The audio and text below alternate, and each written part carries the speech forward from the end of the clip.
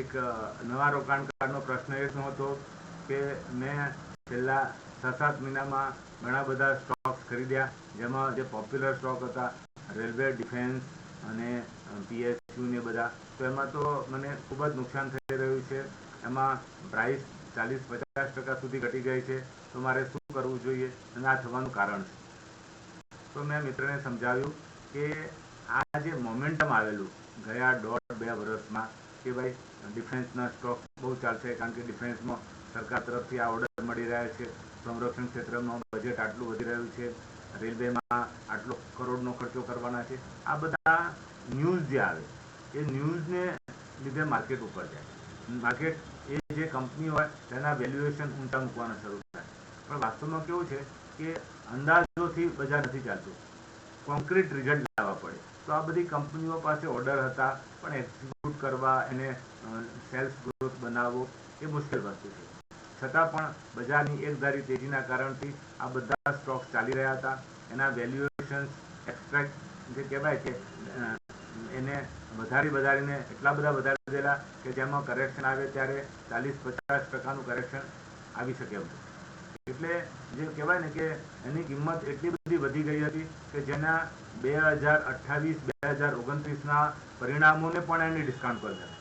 એટલે આપણે એવું કહી શકાય કે કોઈ કંપની 2024-25માં 100 કરોડ ટર્નઓવર કરવાની છે, 2025-26માં 200 કરોડ ટર્નઓવર કરવાની છે, 2026-27માં 250 કરોડ, આમ ગણતરીઓ મૂકીને એને એવું કરવામાં આવ્યું કે ભાઈ આટલી કમાણી તો આ વર્ષમાં થશે જ, અને એ કમાણીને અત્યારે આટલા પીઈથી ડિસ્કાઉન્ટ કરવું જોઈએ.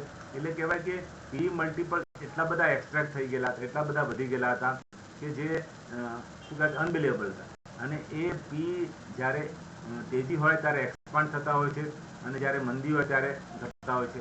કે માર્કેટમાં કંપનીના ઈપીએસ, અર્નિંગ પર શેર તો ફિક્સ જ રહેવાના છે, એ કંઈ રાતોરાત વધતા નથી.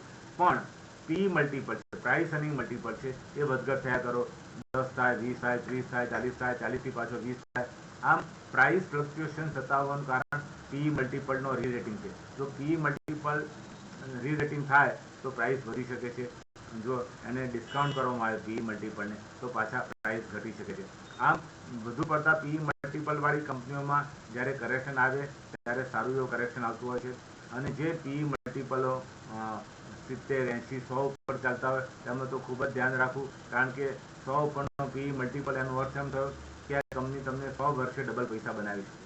એટલે ગ્રોથ હોય છતાં પણ જો પી મલ્ટિપલ વધારે હોય તો ડેફિનેટલી એને આગળ ન લેવું જોઈએ, કારણ કે એ પછી વર્ષો સુધી કન્સોલિડેશનમાં ઝોનમાં જાય, એનું અર્નિંગ ન આવે, અને અર્નિંગને તમે ઓલરેડી પ્રાઇસ વધારે આપી ચૂક્યા છે. આમ પી મલ્ટિપલનું પણ ખૂબ જ મહત્ત્વ છે. જો કંપનીનો સેલ્સ ગ્રોથ એટલે કે વેચાણ વધી રહ્યા હોય, એનો પ્રોફિટ ગ્રોથ વધી રહ્યો હોય, બોટમ લાઇન સારી એ વધી રહી હોય, તો જ એને પી મલ્ટિપલ વધારે આપી શકાય. બાકી જે રેલવે, ડિફેન્સ, પીએસયુના સ્ટોક જે ચાલ્યા હતા એમાં પી મલ્ટિપલનો જ મેઇન કોન્ટ્રીબ્યુશન હતું. પી મલ્ટિપલ હવે ધીરે ધીરે ઘટી રહ્યા છે, એટલે કરેક્શન આવ્યું છે.